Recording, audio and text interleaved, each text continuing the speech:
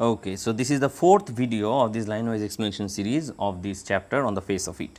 So we have stopped in the third video in this particular line, that what kind of a world would that be. Now Derry is saying that that would be a very good world, because there will be no one to make any kind of comment on that person who is different, because all will be equal or same in that particular world, according to that concept that idiot boys should live with idiot boys, blind people should live with blind people only. Okay.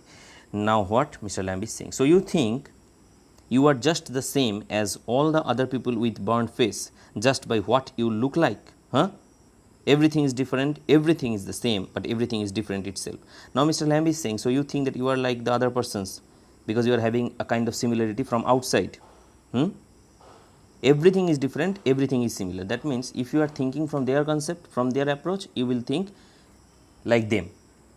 So everything will be same, similar if you look the outside, but everything will be different if you think from inside. Derry, how do you make all that out? Mr. Lamb, watching, listening, thinking. See here the three words: watching, listening and thinking, not speaking. So these are the things that will make you a better person. Watching, listening and thinking. All you are receiving. You are not giving anything, you are all receiving. Derry, I would like a place like this, a garden. I'd like a house with no curtains. Mr. Lamb, the gate is always open. Derry, but this is not mine. Mr. Lamb, everything is yours if you want it. What's mine is anybody's. Mr. Lamb is saying that whatever I am having, it is also yours. Derry, so I could come here again. Even if you were out, I could come here. Mr. Lamb, certainly you might find others here, of course. Oh, well, that need not stop you, you need not mind. Derry, it would stop them, they would mind me. When they saw me here, they look at my face and run. So now Derry is saying that I want to come. Mr. Lamb is saying that probably you will see different kinds of persons here. So you don't have to mind about them, you just come, you play, you go. And Derry is saying that no, I will come, but they will have some problem with me. Mr. Lamb, they might not. You would have to take the risk, so would they. Derry, no, you would.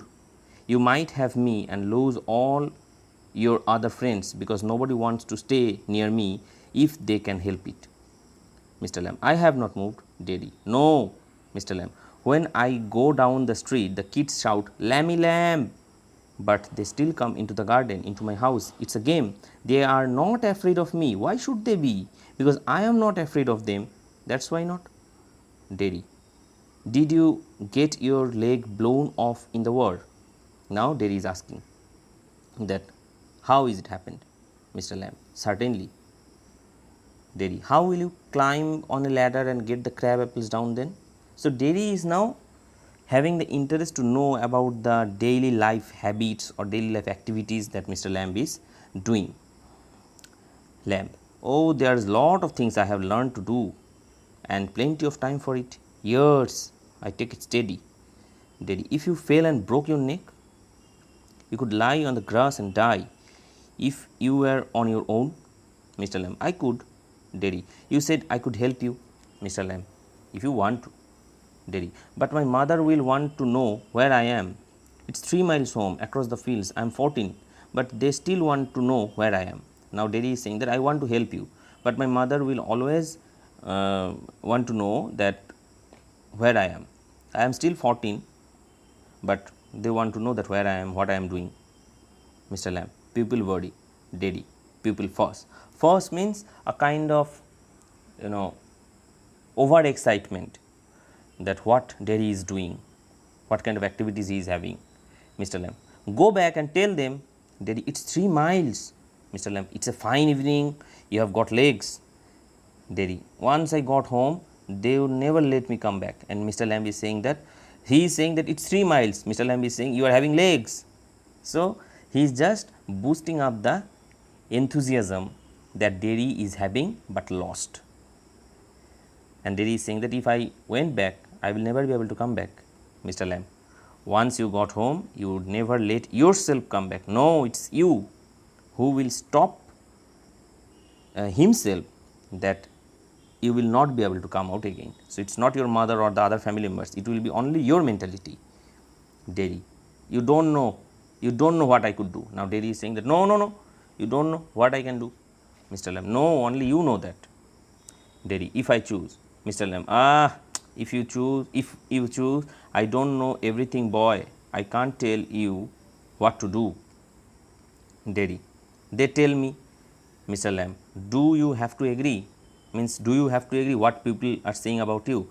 Derry, I don't know what I want. I want something no one else has got or ever will have, something just mine, like this garden. I don't know what it is. Mr. Lamb, you could find out. Derry, how? Mr. Lamb, waiting, watching, listening, sitting here or going there. I will have to see through the bees.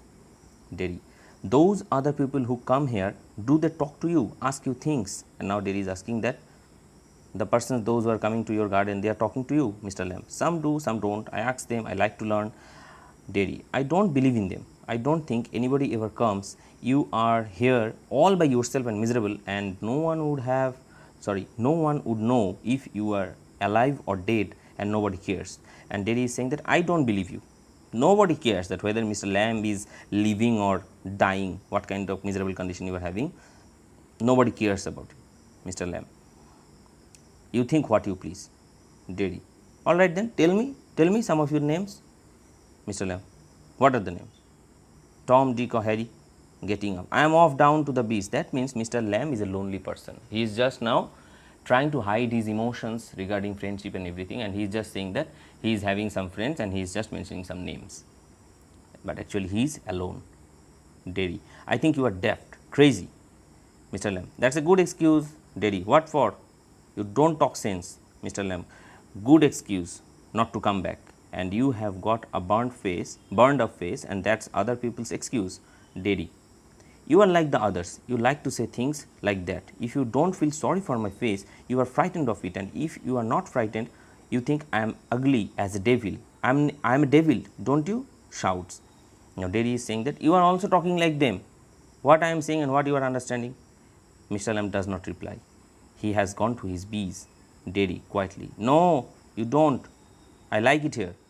Pause. Derry gets up and shouts, I am going, but I will come back. You see, you wait. I can run. I have not got a thin leg. I will be back. And Derry is now thinking, Mr. Lamb has already done his work. The medicine already worked. And he is saying that, yes, see, I can run. I don't have a kind of prosthetic leg that you are having. I will go home, I will inform, and I will come back. Derry runs up, silence, the sounds of the garden again. Now Mr. Lamb is in the garden. Mr. Lamb to himself, there, my dears, that's you seen too. You know, we all know I will come back. They never do, though, not them, never do come back. The garden noises fade. Means now Mr. Lamb is saying to himself, all of them are promising that they will come back, but none of them are coming back to me. So he is thinking. So here ends the scene 1. So if we summarize within one, Derry enters, different kinds of conversation, bees, garden, face, then these different kinds of problems, different kinds of mentality, and ultimately Derry is going back to his home to inform his mother that I want to stay in that garden for more time. So here ends the scene 1. So from the next video we will see the scene 2 and scene 3, right? Thank you.